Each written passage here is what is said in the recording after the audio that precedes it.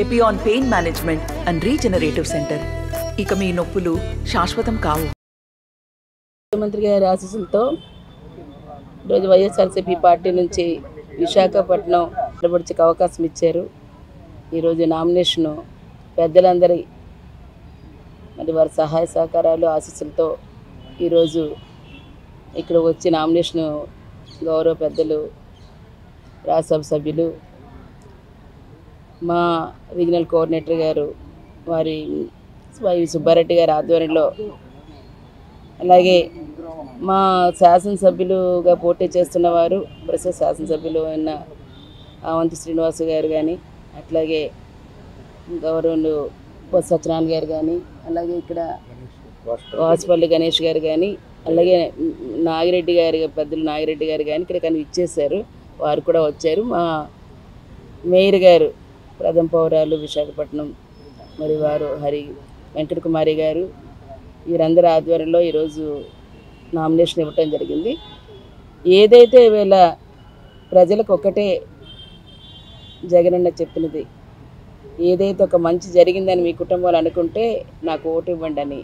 ఈరోజు నిన్న జరిగిన బస్సు యాత్రలో విశేష అపూర్వ ప్రజాదరణ ఎక్కడ చూసినా సరే ఈరోజు తరలి వచ్చిన అటువంటివి ఒక మహిళగా అవకాశం ఇచ్చి ఈరోజు స్థానికురాలికి అవకాశం ఇచ్చిన జగనన్నకి మరి ఈరోజు ఖచ్చితంగా ఇక్కడ వీరందరూ శాసనసభ్యులతో పాటు పార్లమెంటు అభ్యర్థిని కూడా గెలిపించి ఈరోజు జగనన్నకు ముఖ్యమంత్రిగా చేయడానికి ఈరోజు ఖచ్చితంగా ప్రమాణ స్వీకారం చేయడానికి వారందరూ కూడా అంతే ఆశీర్వాదం రేపు ఓటు రూపంలో ఇస్తారనేది వాస్తవం. ఎందుకంటే మనది పరిపాలన రాజధానిగా విశాఖపట్నం చూడాలి. భావి మరి యువతకి భవిష్యత్తునివ్వాలంటే ఈవేళ ఒక భరోసా జగనన్న. అటువంటి దాన్ని ఈరోజు తీసుకొచ్చే కార్యక్రమంలో ప్రతి ఒక్కరు కూడా మా వంతు మేము ఖచ్చితంగా ఈవేళ విశాఖపట్నం మహానగరంగా తీర్చిదిద్దుకుంటాం. ఉపాధి ఉద్యోగ అవకాశాలతో ఇవాళ ముందు తీసుకెళ్ళాలి. ఇండస్ట్రీ రావాలి. ఇవన్నీ రావాలంటే జగనన్న కావాలి. తప్పనిసరిగా సంక్షేమ అభివృద్ధి కార్యక్రమాల్లో ఇవాళ జగనన్నకు తోడుగా మేము ఉంటామని చెప్పని స్వచ్ఛందంగా వారందరూ కూడా వచ్చి చెప్పడం పూర్తి స్థాయిలో ఇవాళ 100కి 100 కూడా ఇది అపూర్వ ఆదరణ. రేపు ఖచ్చితంగా జననేతగా జగనన్నే మళ్ళీ ముఖ్యమంత్రిగా వస్తారు.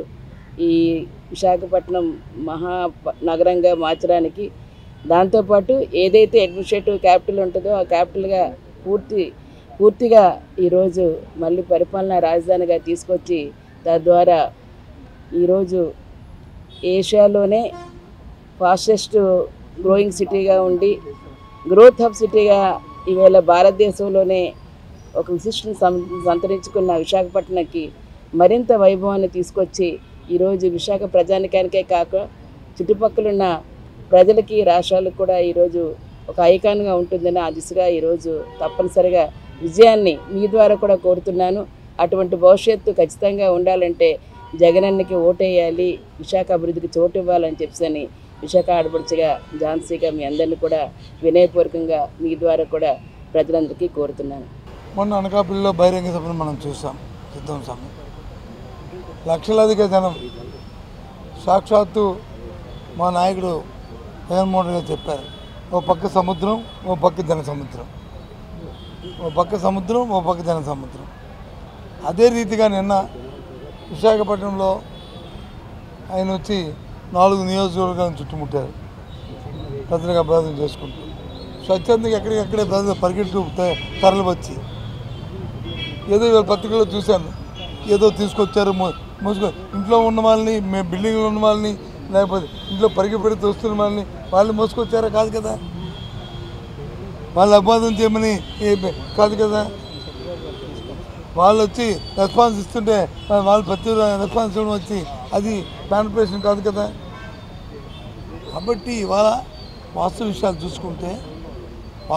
మనం చూసుకుంటే ఇవాళ జగన్మోహన్ రెడ్డి గారికి ఏదైతే పాదయాత్ర చేసినప్పుడు ఆయనకి ఏదైతే ఆయన మద్దతు వచ్చిందో, ఆ తర్వాత ఎన్నికల్లో 19 ఎన్నికల్లో ఏ విధంగా అయితే ప్రజా విలువ ఆయన వచ్చి ఆశీర్వదించిందో అంతకంటే రేపు మిన్నగా ఇంకా ప్రజాదరణ ఉండబోతుంది. అదే వారి నమ్మకం. అందుకే వైనాట్ 175 అనేది నీకు ప్రజల నాడి జగన్మోహన్ రెడ్డి తెలుసు.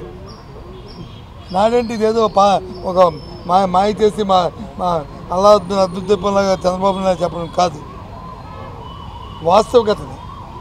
ఈ 5 సంవత్సరాలు ఆయన చేసిన పరిపాలన, ఆయన చేసిన సామాన్యులు చేసిన సేవ, ఇచ్చిన ధైర్యం, వాళ్ళకి ఇచ్చిన స్థైర్యం, దాన్ని నమ్మి దాంతోపాటు ఏ విధంగా రాబోయే తరాలకి ఏదైతే ఈ దేశానికి ఈ రాష్ట్రానికి అవసరమో వాటి మీద ప్రత్యేక దృష్టిని పెట్టి ఆయన చేసిన కార్యక్రమాలే ఇవాళ ఏ ఒక వర్గం కాదు, ఏదో బీపీఎల్ ఫ్యామిలీసే కాదు, మిడిల్ క్లాస్ ఫ్యామిలీసే కాదు, అప్పర్ క్లాస్ ఫ్యామిలీసే కాదు, అన్ని వర్గాన్ని కూడా ఆయన్ని ఆదరిస్తున్నాయి ఇవాళ.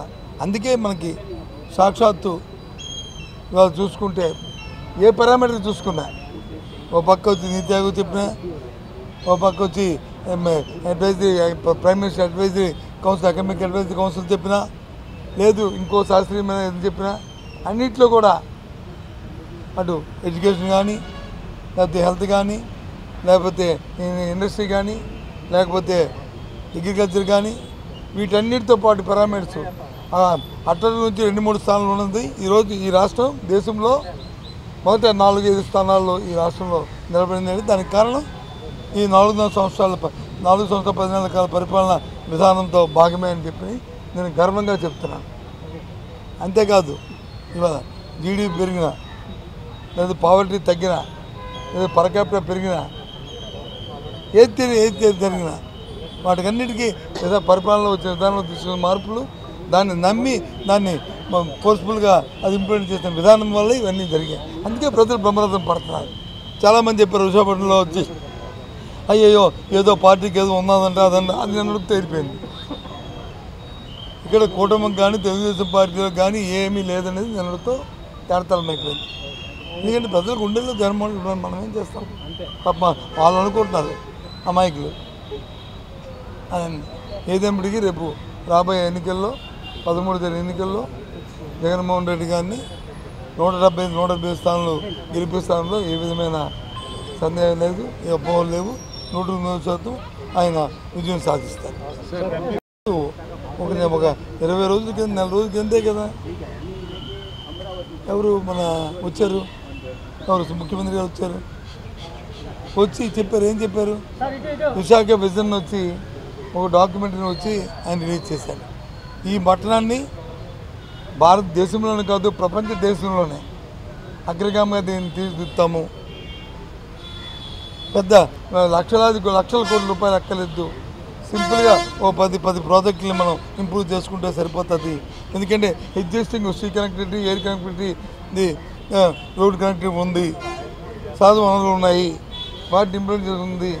ఈ సిటీ ఎప్పటి నుంచో ఫాస్టెస్ట్ గ్రోయింగ్ సిటీగా భారతదేశంలో ఉంది. ఏషియాలోనే పెద్ద నగరంగా తయారవబోతుంది.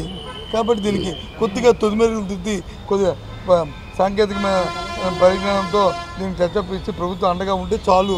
కాబట్టి ఈ కార్యక్రమాలు చేస్తానని చెప్పారు కదా. ఆయన రేపు వస్తున్నారు ఎన్నికలు అయిన తర్వాత. ఆయన ముఖ్యమంత్రి ఇక్కడే ప్రమాణ స్వీకారం చేస్తారు. ఇక్కడే దీని తాలూకా దాని వైభవాన్ని మనం చూడబోతున్నాం. మీ అందరూ కూడా ఇక్కడే ఉంటాం కదా. మనందరం మళ్ళీ కలుసుకొని మళ్ళీ మాట్లాడుకుందాం. అయిపోతుంది ప్రశ్న. ఎవరో అమాయకులు అయితే చెప్తారు నేను లక్షలు అయితే 170 సీట్లు 170 సీట్లు గెలుస్తాయి. 25 పార్లమెంట్ స్థానాలు 25 పార్లమెంట్ స్థానాలు గెలుస్తాయి. అందులో రాజీ లేదు, దాంట్లో ఏ విధమైన భేదం లేదు. మా ముఖ్యమంత్రి, మా పార్టీ అధ్యక్షుడు జగన్మోహన్ రెడ్డి గారి ఆశీస్సులతో రేపు మే 13 జరగబో సార్వత్రిక ఎన్నికల్లో విశాఖ పార్లమెంట్ అభ్యర్థిగా బొత్స ఝాన్సీ గారు ఈరోజు నామినేషన్. ఆమెతో పాటు విశాఖ పార్లమెంట్ నియోజకవర్గంలో ఉన్న 7 శాసనసభ్యులు కూడా వివిధ తారీఖు కొంతమందికి చేసే కార్యక్రమంలో ముగిసిపోతుంది. ఈ 7 నియోజకవర్గాల్లో విశాఖ పార్లమెంట్ వైఎస్ఆర్ కాంగ్రెస్ పార్టీ అభ్యర్థులు అత్యధిక మెజార్టీ గెలిచే విధంగా ప్రజలు ఆశీర్వదించాలని మీ ద్వారా విశాఖ పార్లమెంట్ ప్రజలందరినీ కూడా కోరుకుంటున్నారు. ఎందుకంటే నిన్నే చూశారు విశాఖపట్నంలో నిన్న జరిగిన బస్సు యాత్ర సిద్ధం బస్సు యాత్ర ద్వారా ఏ విధంగా అయితే విశాఖ పార్లమెంటు పరిధిలో ఉన్న 5 నియోజకవర్గాల్లో జరిగిన బస్సు యాత్రలో జనం లక్షలాది మంది జన ప్రభంజనంలాగా వచ్చి గౌరవ ముఖ్యమంత్రి గారు మా పార్టీ అధ్యక్షుడు జగన్మోహన్ రెడ్డి గారు బస్సు యాత్రని విజయవంతంగా ఏ విధంగా చేశారు. ఎందుకంటే ఆయన మీద నమ్మకం ఉండబట్టే విశాఖపట్నానికి ప్రాంతాన్ని అభివృద్ధి అవుతుంది.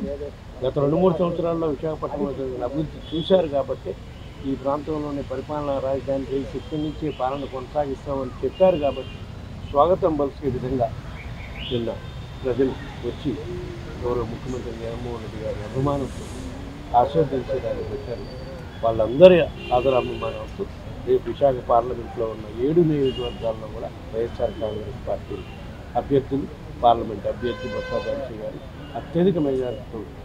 మరిన్ని వీడియోస్ కోసం ఛానల్ ని సబ్స్క్రైబ్ చేయండి, లేటెస్ట్ అప్డేట్స్ కోసం వాట్సాప్ ఛానల్ ని ఫాలో చేయండి అండ్ లింక్ డిస్క్రిప్షన్ లో ఉంది.